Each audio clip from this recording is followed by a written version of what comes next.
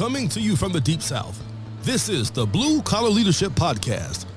High-impact leadership is not reserved for leaders, and it has nothing to do with your position, title, or rank. However, it does have everything to do with your character. It's time to climb to the next level and beyond, personally and professionally. Now, let's start making it happen with your host, Max Story. Hello, everyone. Thanks for stopping by the Blue Collar Leadership Podcast today. You're in for a special treat. This is a bonus series where I'm introducing my personal friend and mentor, Mr. Jimmy Collins. Jimmy was the former president and COO of Chick-fil-A, and he was Truett Cathy's third corporate hire in 1967, I believe was the year. And Jimmy basically worked side by side with Truett, building the Chick-fil-A brand from startup to $1 billion, that's with a B, in sales by the year 2001. And that's when Jimmy retired with nearly 33 years of service on May 31st, 2001. So you're in for a treat. Jimmy has wisdom like you can't imagine. And he's going to be talking about followership. And he's got 2 books. If you like these stories, you love the way he's telling them, a lot of these stories are in his books.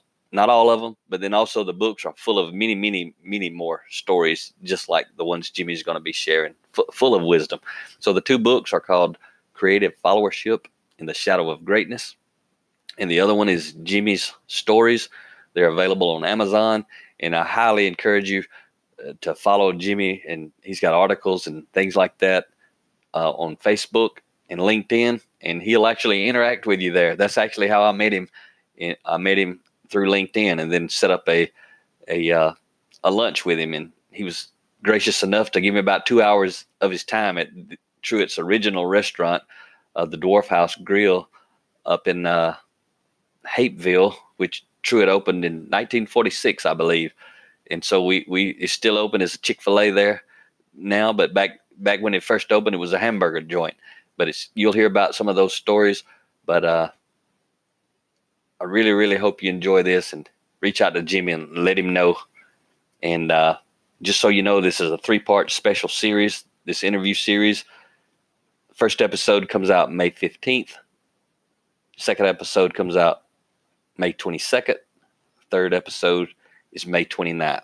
All those dates are Wednesdays. And if you're a regular listener to the Blue Collar Leadership Podcast, you know that I'm in the middle of my own Blue Collar Leadership and Supervision, Unleash Your Team's Potential 30-part series on my book by that same title. And that's not going to be interrupted. Those episodes release on Friday mornings. So these special series episodes, any interviews I do with people, they're releasing on Wednesday mornings. So just kind of bonus sessions in between. But I really hope you enjoy it. You've heard me talk enough. Let's turn the mic over to Mr. Jimmy Collins and let you absorb some wisdom. Have a great day. Hello, everyone. Welcome back to Blue Collar Leadership Podcast. Got my friend Jimmy Collins back with me again today for part 3. This will be the final episode, and I'm just so excited and privileged to get to spend time with Jimmy and have him share these stories. I hear them a lot from him because Rhea and I meet with him a couple times a year, but I'm like, I got to share these stories with my audience, Jimmy, and I want them to read the book because they're only getting a little tiny taste during these short episodes. But I remember when I met you,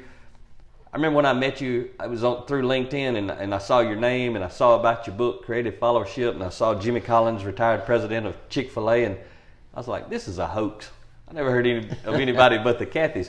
So I dug into it, though, and I ordered your book, and then I read it, and I'm like, this is not a hoax. I just didn't know what I didn't know about who was making it happen behind the scenes. But you wasn't really behind the scenes of Chick-fil-A. You were just behind the scenes kind of in the public eye, right? You made a lot of stuff happen. I was in Truett's shadow. In his shadow, just like the subtitle of the book, In the Shadow of Greatness. And so I called you up and said, hey, Mr. Collins, I'd love to meet you and talk to you. And I knew you were retired for a while, and I was like, I don't know if he'll do it, but I'm going to ask. Actually, I sent you a message on LinkedIn, and we met on June 18th, 2015. And then shortly after that, you introduced us to Deanne Turner, who is the Vice President of Talent. She's now retired, but Rhea and I went up and had lunch with her. And I had heard Dan Cathy speak before, and he was talking about what servant leadership was at Chick-fil-A. And that particular day, he got up and said his best example was that when he got to Chick-fil-A, he parked in the farthest parking space in the parking lot at the headquarters in Atlanta. And he said that he picked up trash on the way in and picked up trash on the way out, and he didn't have to ask people to pick up trash. So I was talking to Deanne about that day. Rhea and I met her, and when I was talking about it, she said, "That's nothing." She said, "It was nothing for us to come in and see Jimmy on the off ramp out there at the exit to go to the headquarters on the main big highway with his emergency flashers on, picking up trash." Tell me about how all that come about and what you were doing and that sort of stuff. Well,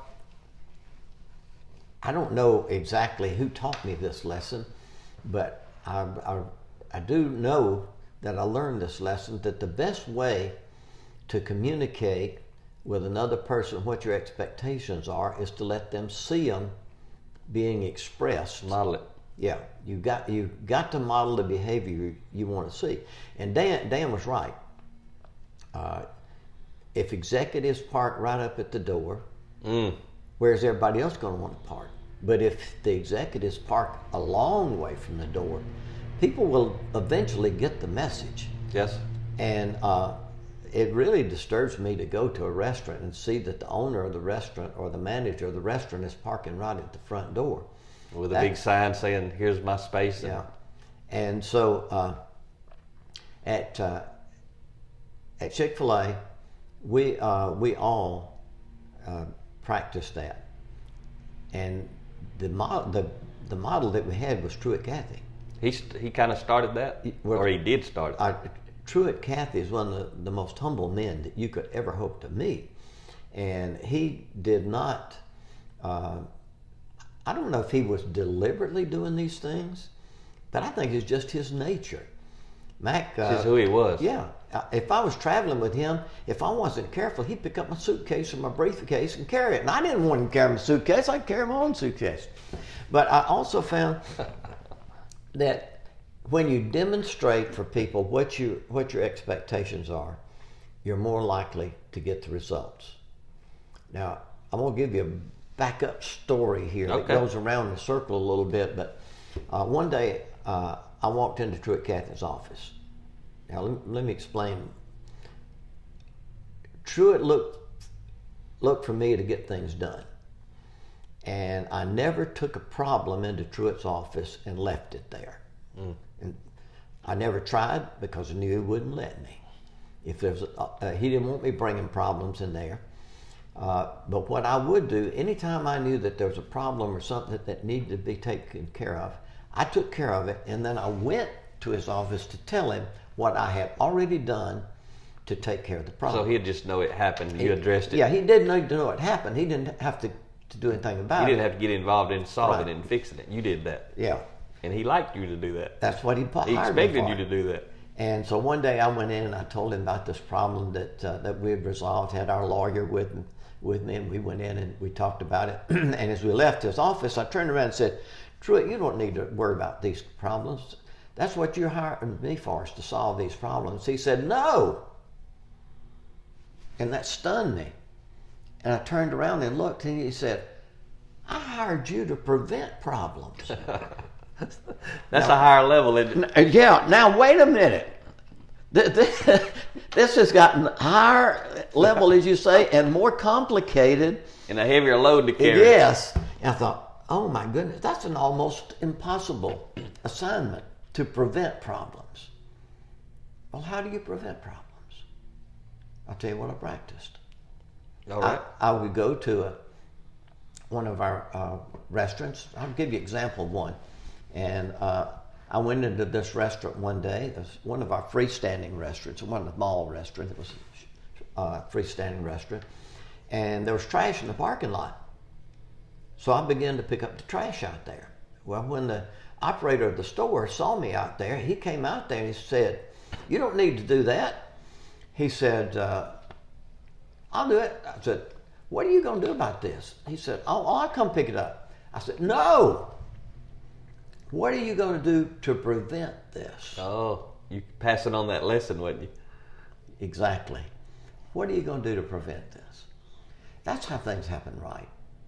You know, you've got to have a plan and a program and a method of execution that prevents the problems. And I would stop and pick up trash on the way in the home office. I wanted the people there to see me do it. Beyond the parking lot. Well, on the exit off of Spur 14 there, which is South Fulton Parkway. Looks like an interstate. Yeah, it is like an interstate. It's 4 lanes. It's limited access. Yeah. But a lot of trash would be thrown out of cars there. Because they'd stop and wait on the light. Yeah. Before they could get off of the expressway. And I would stop and pick up trash there. And on the highway. That's like a block or two for the entrance to Chick-fil-A. Well, it's really the exit, on the exit there. And also on the entrance into the office building there. I did that all over. Dan Cathy does that.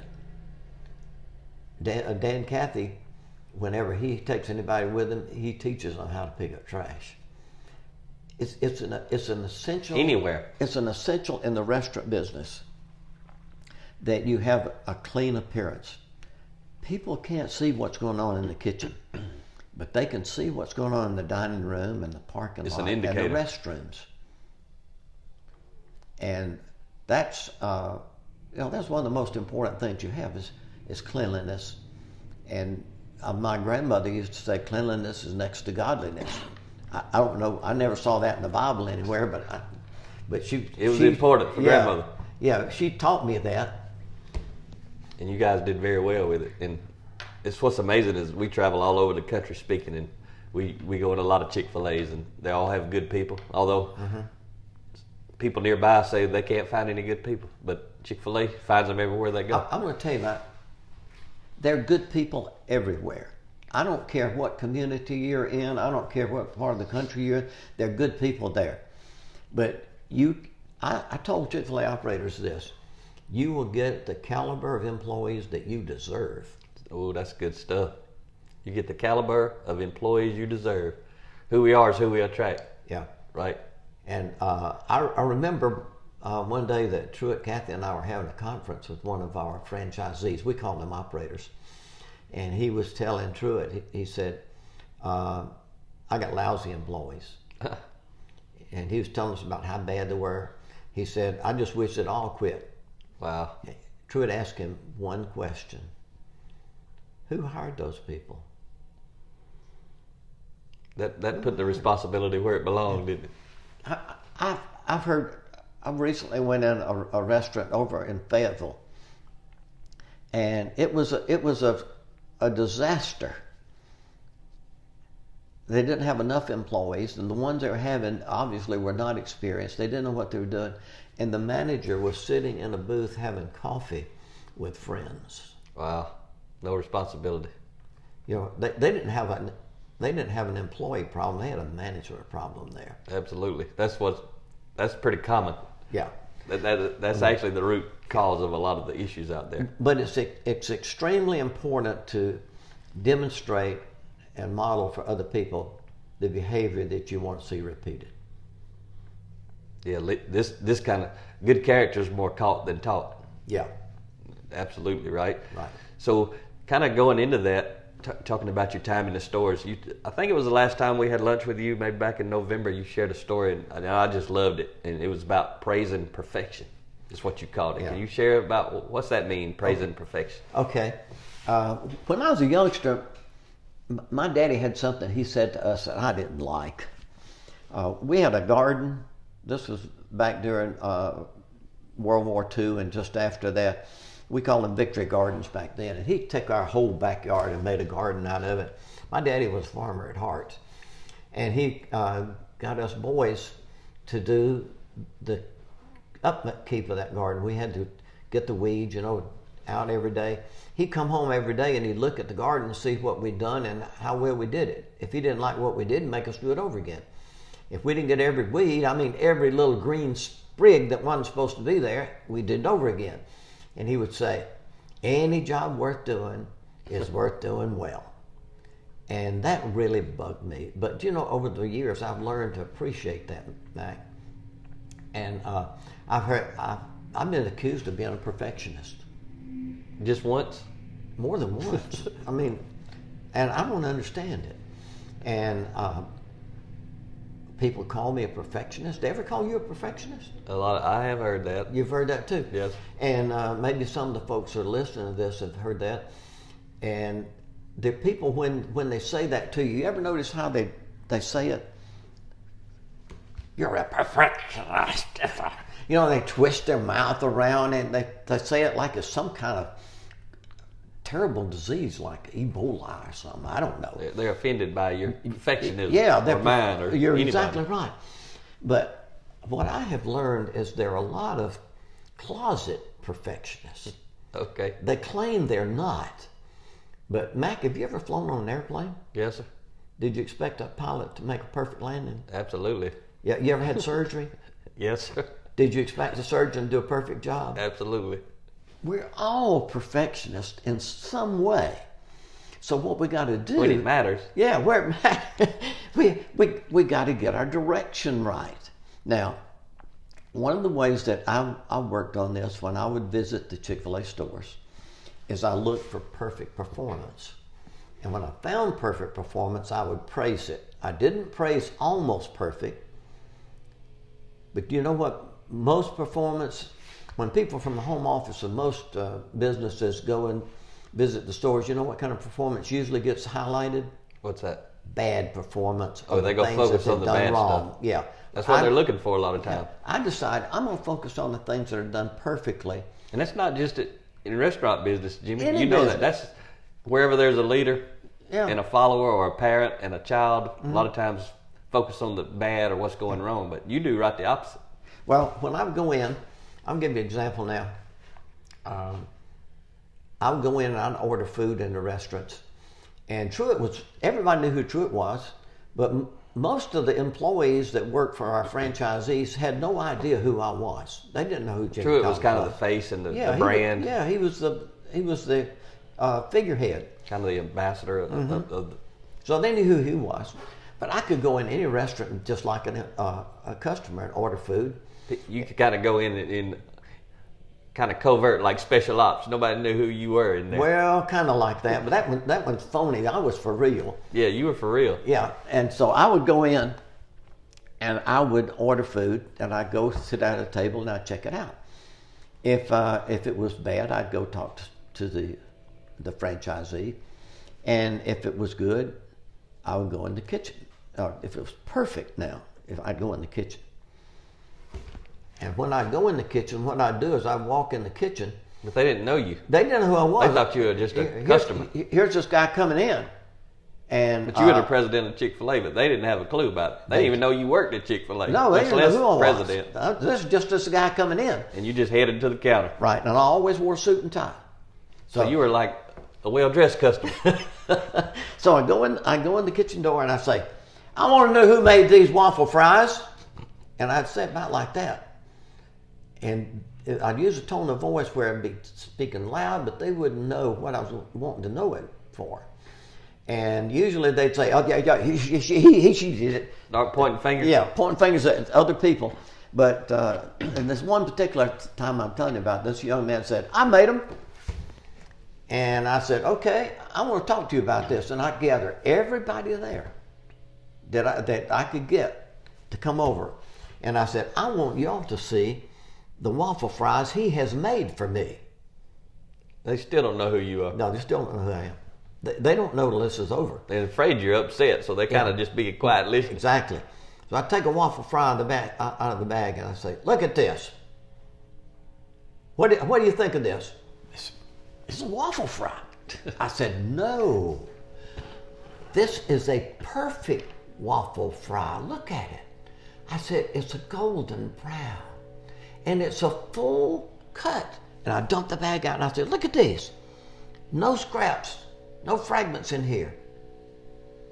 And I said, it's just a beautiful golden brown. I go, take a bite of it, you know. I said, oh my goodness. Crisp on the outside, moist and warm on the inside. Just the right amount of salt. And I say, hey, y'all come over here and touch these things. And I get them to put their hands on them.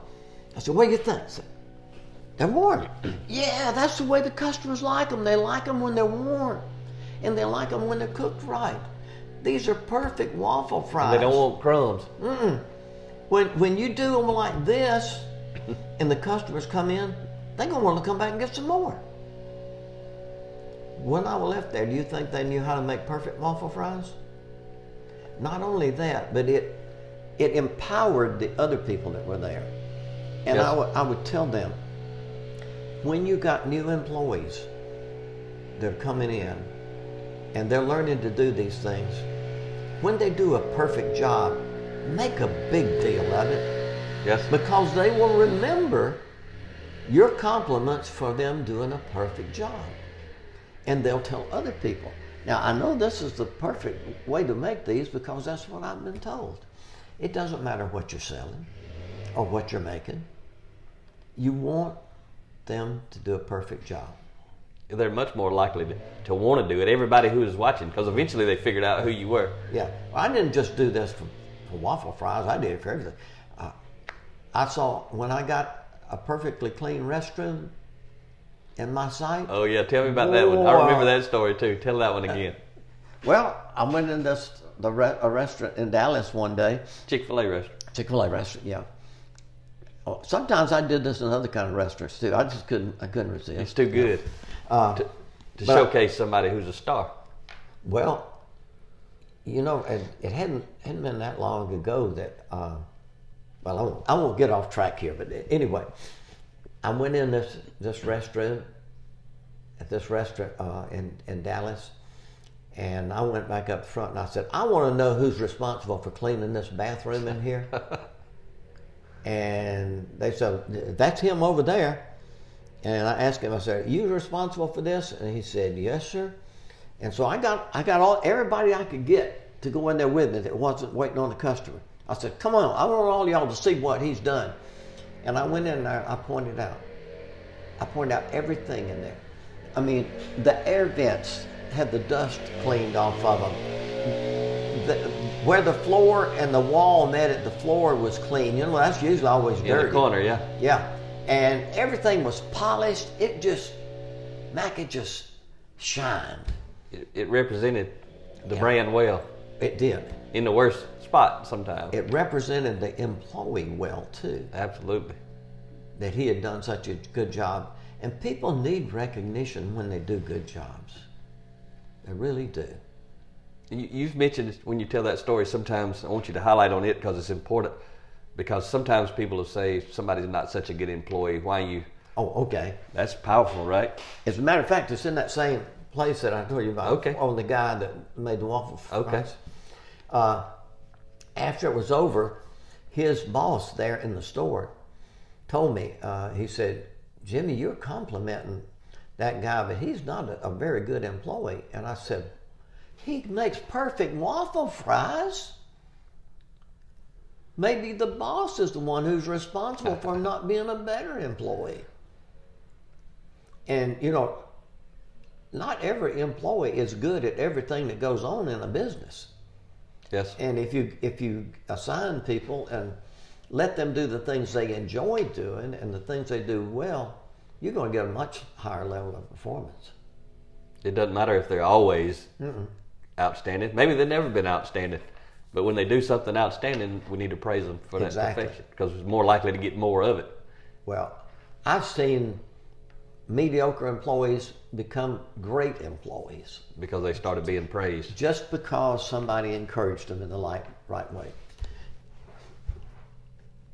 You get people to do a better job when you recognize the behavior you want to see repeated and you reward the behavior you want to see repeated. But most behavior that is recognized is imperfect behavior. It's not good jobs. But that's how you get them to do it. It tells them what not to do, but they still don't know what to do. And that's the most important thing, is knowing what to do. So before we wrap up this episode, if you can squeeze it in maybe 4 minutes or less, you talk about learning to say no. The power of that, I assume. Young people in particular need to learn to say no. older people usually get on to it better than young people, but sometimes young people are hesitant to say no because they don't know what that's going to do to the outcome. I was a young man selling restaurant equipment, and one of my customers had a need for a refrigerator, a 40 cubic foot refrigerator. That was a pretty good sale for me in those days, to be able to sell a 40 cubic foot refrigerator. And he got me to give him a quotation on it. I gave him a quotation, and he said, well, I'm getting other people to give me a quote too. He said, and I need a washer and dryer for my house. And he said, I'll let you know. And I told him, I said, I'm not going to use his real name. I'm going to say, Hal, I'm going to give you the best price I can give you on the refrigerator, but I can't send a washer and dryer to your house. And I left. And I didn't make a lot of money in those days. I needed the commission on that sale. But I was not going to do anything dishonest. He was not the owner of the business. He was the manager of the business. And I never bribed anybody. I never paid anybody off. And as I left there, I thought, well, I'm sure I have lost the sale, but I am not going to stoop down. But you hadn't lost your integrity. No. And so I said no, I would not do it. And I figured I'd lost it. Oh, it's some few days later, he called me and he said, Jimmy, we decided to give you the order for that refrigerator. Mac, I still wonder today. Now, this happened when I was maybe 20 years old, 21 years old. Yes. And I'm 83 today. It's been at least 70 years ago. And I still don't know whether he really wanted me to pay him by putting a washer and dryer in his house, or he was just testing my integrity. You don't know. I don't know. But relative to having integrity, it didn't matter, did it? It didn't matter, because it's what matters to me. It was the right thing to do. It was the right thing to do. And that's what we need to recognize. No is one of the most important, if not the most important, words in the whole English language. We need to learn to use it. It shapes your life. It does. And it also creates space to say yes to the right things when you say no to the wrong things, right? So it's been a pleasure, Jimmy, having you on these 3 episodes. And a lot of people probably don't know it, but you've been a big inspiration to me with my Blue Collar Leadership brand. I know I got it registered. Ria was on me to get it registered, and I didn't really do it. And then you started saying, hey, you need to get that thing registered. So every time I see that little R above Blue Collar Leadership, it reminds me of you. So that's a special thing for me, and I appreciate our relationship and friendship. It's really unbelievable that my transformation has led me to attract somebody like you who will spend time with me and appreciates me as a person. So thank you for that. People need Blue Collar Leadership. Keep your message going. There are millions of people out there that need that message. All right, sir. Thank you. And I hope you stay well and keep doing well. And I hope these people go out there and get this creative followership book. I'm telling you, go get it. If you're a parent, a grandparent, go get it. Read it on purpose. You'll get something out of it, but read it so you'll know what you're about to pass along to the young folks in your life, and you can help them get a head start. And it'll be like money in the bank. They learn these principles. It's going to allow their success and results and value to compound just like money in the bank. So thank you, Jimmy. It's been a pleasure. And keep listening to the Blue Collar Leadership Podcast. Talk to you next time. Make it happen, or someone else will. It might as well be you. Are you serious about taking your career and your life to the next level and beyond? Check out Mac Story's Blue Collar Leadership series books and others, now available on audio, along with paperback and ebooks at Amazon, iTunes, and Audible. Please visit bluecollarleadership.com to learn about Mac's books, programs, special offers, certifications, and more. Thank you for listening to the Blue Collar Leadership Podcast.